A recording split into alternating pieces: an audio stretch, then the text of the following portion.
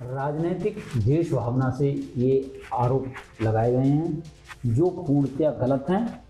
निश्चित रूप से मैं दावे के साथ कह सकता हूँ इस प्रकार की किसी प्रकार की कोई घटना नहीं हुई और न्यायालय के आदेश पर मुकदमा लिखे गए। फिर उनका पारिवारिक विवाद था। पारिवारिक विवाद सुलझने के बाद न्यायालय के ही द्वारा फिर उनका समझौता हुआ जिनसे मेरा उनसे कोई किसी प्रकार का लेना देना नहीं है। मैं पारिवारिक उनके विवाद थे, उन पारिवारिक विवादों से मेरे को ये घटना हो गई 17/9 को और ये एप्लीकेशन दोनों बाद में दी जानी है जिनमें इस घटना का, हमारे आवास की घटना का किसी प्रकार का कोई संज्ञान के बारे में बताया ही नहीं गया है। तो आप बताइए, इससे प्रतीत होता है ये निश्चित रूप से मुझ पे षड्यंत्र के तहत लगाया हुआ केस है, मुझ पे मेरी छवि को बदनाम करने की साजिश है।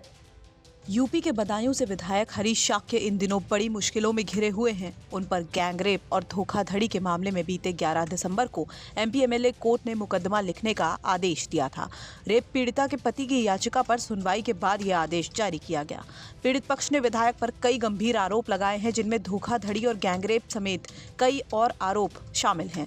इसके बाद विधायक हरीश शाक्य समेत उनके कई लोगों पर भी मुकदमा लिखने का आदेश दिया गया। अब इस पूरे मामले को लेकर खुद बीजेपी विधायक हरीश शाक्य ने अपना पक्ष रखा है। उन्होंने इस पूरे मामले पर अपनी बात रखते हुए कहा कि सभी आरोप निराधार हैं और राजनीति से प्रेरित हैं।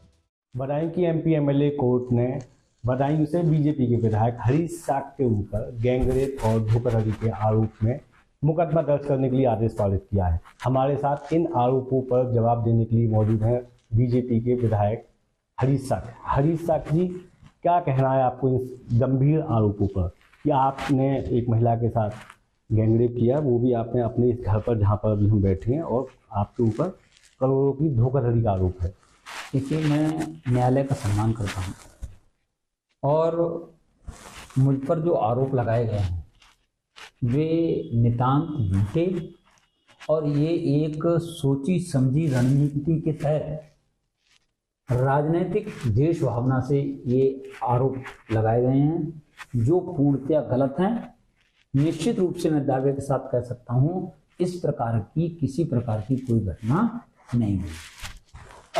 आप तो कह रहे हैं कि पूरा मामला आपने निराधार साबित कर दिया, लेकिन उन्होंने पॉइंट वाइज 3-4 गंभीर आरोप लगाए। पहला आरोप उनका ये था कि आपकी तरफ से उन जमीन खरीदने की पेशकश की गई, लेकिन जब उन्होंने मना कर दिया तो आपने उनके एक चचेरे भाई को पुलिस के जरिए उठवा लिया, उसके साथ मारपीट हुई, जिसकी वजह से अब साथ में आकर कर ली। देखिए, ये भी आरोप एकदम निराधार है। वो निराधार इसलिए है कि सारी घटना जो क्रम हुआ उस घटना क्रम का भी आदेश माननीय न्यायालय ने दिया। जिसकी हत्या हुई उस न्यायालय के आदेश से उन लोगों पर मुकदमा लिखे गए, उसमें हमारी किसी प्रकार की कोई भूमिका नहीं है। और न्यायालय के आदेश पर मुकदमा लिखे गए, फिर उनका पारिवारिक विवाद था। पारिवारिक विवाद सुलझने के बाद न्यायालय के ही द्वारा फिर उनका समझौता हुआ जिनसे मेरा उनसे कोई किसी प्रकार का लेना देना नहीं है। मैं पारिवारिक उनके विवाद थे, उन पारिवारिक विवादों से मेरे को उनकी तरफ से ये भी कहा गया प्रार्थना पत्र में कि उनके पति के ऊपर एक झूठा गैंगरेप का मुकदमा लिखाया गया। उसी मुकदमे में पुलिस ने उनको उठाया, काफ़ी मारपीट करी। आपके कुछ लोग थाने से सुपुर्दगी लेके ममता लॉन में लेके गए, वहाँ पे उनको जब तक पीटा गया जब तक उन्होंने आपकी तरफ या आपके लोगों की सहमति के अनुसार जमीन के एग्रीमेंट नहीं कर दिए। देखिए, वो भी मुकदमे, सारे मुकदमे कोर्ट के द्वारा, माननीय न्यायालय के द्वारा लिखे गए हैं। मेरे के लिए इसमें झूठी तरीके से फंसाने की ये साजिश की जा रही है जो गलत है। मेरे द्वारा इस तरीके का कोई घटनाक्रम हुआ ही नहीं है। ये सारे माननीय न्यायालय के द्वारा मुकदमा लिखे गए। न्यायालय की तरफ से सभी मुकदमे लिखे गए। उसके बाद जो उस महिला ने जो कहा है कि गैंगरेप हुआ, एक बार ममता लॉन में हुआ, एक बार 17/9 की घटना उन्होंने दिखाई है कि इसी आवास पर आपसे और एक बरेली के बड़े कारोबारी आनंद प्रकाश का नाम लिया है। देखिए, आप बताइए, 17/9 की घटना आप दिखा रहे हैं, इससे पहले IGRF डाल रहे हैं, IG महोदय को हमारे खिलाफ एप्लीकेशन दे रहे हैं। उन एप्लीकेशन में जो घटना का जिक्र किया है वो एप्लीकेशन मेरे पास मौजूद हैं। उनमें सारा प्रॉपर्टी का विवाद दिखा रहे हैं और सारी विवादों में उन्होंने आईजीआरएस डाला, आईजीआरएस का भी समाधान हुआ है। उस आईजीआरएस के समाधान में दोनों पक्षों के, उनके जिसने प्रॉपर्टी ली और जो बेचने वाला है, दोनों पक्षों के बैठ के सीओ के यहाँ बयान दर्ज हुए हैं। तो ना तो वहां इस घटना का जिक्र किया गया और ना आईजी के यहाँ जो एप्लीकेशन देगी उस घटना में इस घटना का जिक्र किया गया।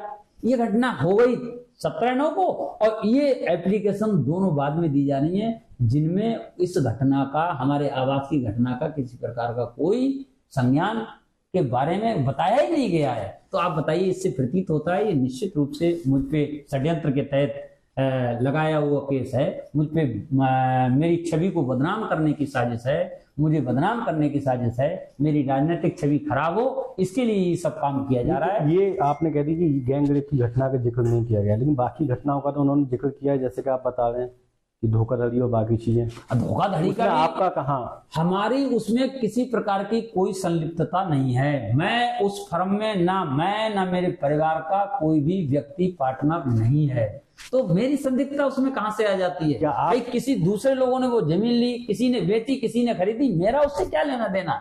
मेरा उस जमीन में किसी प्रकार का कोई लेना देना नहीं। क्या आपको लगता है इन लोगों के संग कोई धोखाधड़ी आपने नहीं, बाकी के लोगों ने करी हो, जिनके नाम आ रहे हैं वो आपसे साथ जुड़े हुए लोग हैं?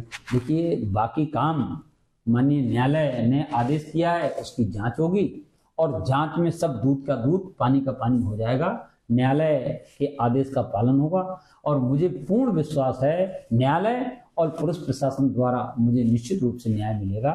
मेरी छवि को जो खराब करने का काम किया जा रहा है ये गलत है। मुझ पर जो आरोप लगाए गए हैं वो पूर्णतः गलत है।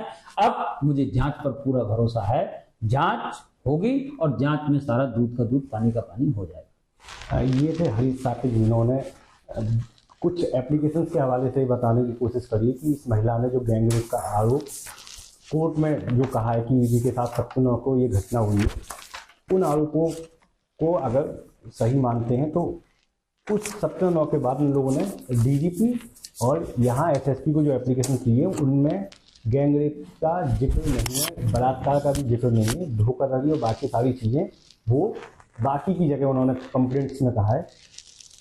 बाकी का देखते हैं कि जांच में क्या आएगा। न्यायालय का आदेश तो आ चुका है, अब मुकदमा दर्ज होगा, पुलिस जांच करेगी, जांच में जो भी आएगा वो देखा जाएगा।